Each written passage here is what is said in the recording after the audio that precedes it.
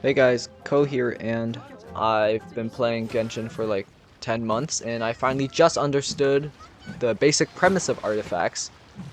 So, I present to you the Artifacts Beginner's Guide, so no one experiences whatever I had, and so I give you.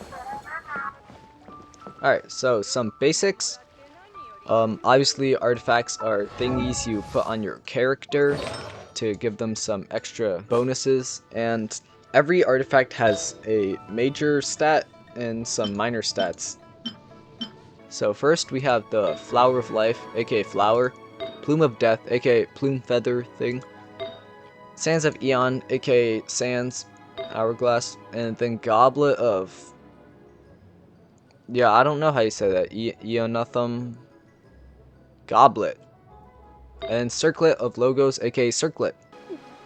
When you first level up an artifact, it obviously comes with 3 active, like, minor thingies, minor affixes, stats, I don't know what it is. You can get artifacts from practically everywhere, pretty sure, like, what am I doing, bro? Like, this is so obvious. This is what happens when you have no script. Uh, yeah. So, the first confusing thing I found about artifacts when I've been playing this game is all artifacts have some main affix with random minor fixes, which is like horribly RNG based, as you can see. It's horrible. Holy, this is genuinely atrocious. Defense, defense. Anyways, all flowers have a guarantee HP major stat. All feather plumes have a guarantee attack stat. But then Sands can have HP, defense, elemental mastery, attack, or like energy recharge. Which, like, this stuff gets confusing soon. Goblets can have HP, defense, attack, elemental mastery, or any elemental damage bonus. So like amino, cryo, pyro. Even physicals included, I'm pretty sure. And just throw away physical the moment you see it, unless you're playing like Eula or like Razor. And then lastly, the circlet can hold crit rate, crit damage, HP, defense, attack, elemental mastery, or like have a healing bonus. Which, like, I don't even know if anybody uses that. It's like, it's not it. That's not the play. Oh, okay. Well, some artifacts are highlighted. This kind just means that these ones are better than the other, and this applies to both main and main affixes and like small affixes.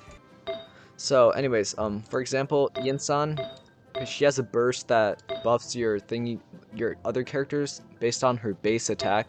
So like it would make sense that attack bonus is absolutely gross on her and needs to be applied like everywhere. So basically like all characters have affixes that suit them. And then Nefer, for like another example, she uses charged attacks that have crazy damage based on your elemental mastery. And since she has a moon wheel thingy that allows her elemental reactions to crit rate and crit damage is also really good. So you can see here, crit damage highlighted, elemental mastery highlighted, crit rate highlighted. Same thing here, same thing here, and same thing here. When it comes to which ones to level up, obviously level the one up with the best main affix, the number 2. Get which ones have the best sub-stat, sub-affixes. And I also wouldn't just level up artifacts with one good sub-affix, because it's so RNG based, and I couldn't wait for my Venti, so I leveled this up. Yeah, don't do that. Let's see if like I can get oh, let's go. Alright, that's pretty good. So, when deciding which artifacts to put on characters, I would, like, you can put on just basics right now. You can put on four set pieces and then one bonus, like, extra artifact that doesn't belong to a set, solely based on its, like, affixes, because, you know, game's kind of nice here. So I have the Hero Cinder City on Ian-san, and what even is this? Shimenawa's Reminiscent. I don't know, bro. So the flower has the set, the feather has the set, and then like two out of these three have the set, and then the third one's just comes from a random piece because that's like harder to pinpoint these because the main affix is so like RNG based. So yeah, for example, my Nefer here uses Night of Unveiling Sky for the elemental mastery, and then luckily she just has a conveniently good, like, whatever the set's name is, for some good elemental mastery. Yelon over here, which has this gross, absolutely gross Obsidian Codex piece. I'm just collecting 8. Oh, what is this? So let's start from scratch. About like 4 weeks, 1 month, every 1 month you can create an artifact using some like elixir bottle to create a good main stat of your choice, and then some minor affixes of your choice also.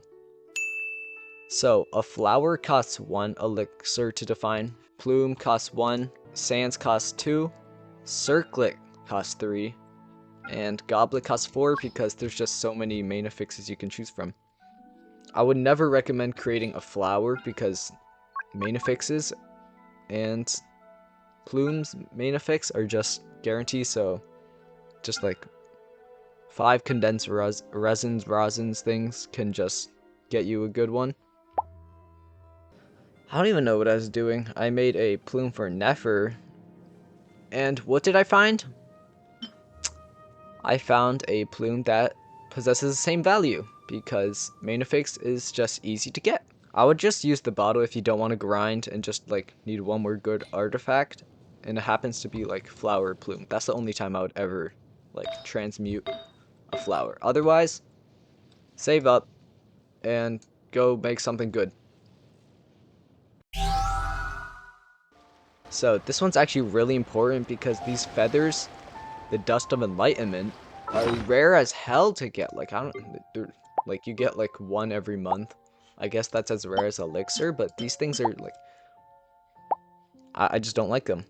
So once you get an artifact to level 20, you can choose to reshape it with the dust of enlightenment, and allows you to select 2 substats and upgrade them. So you know how when you level up an artifact to level 20, you get some random bonuses?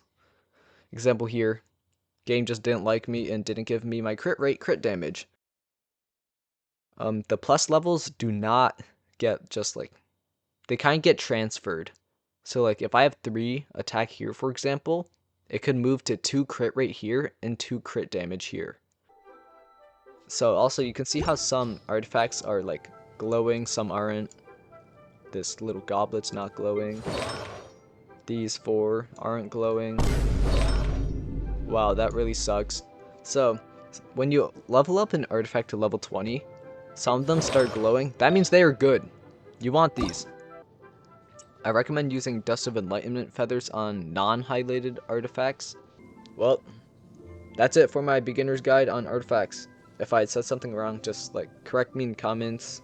After all, have you even played this game for a year?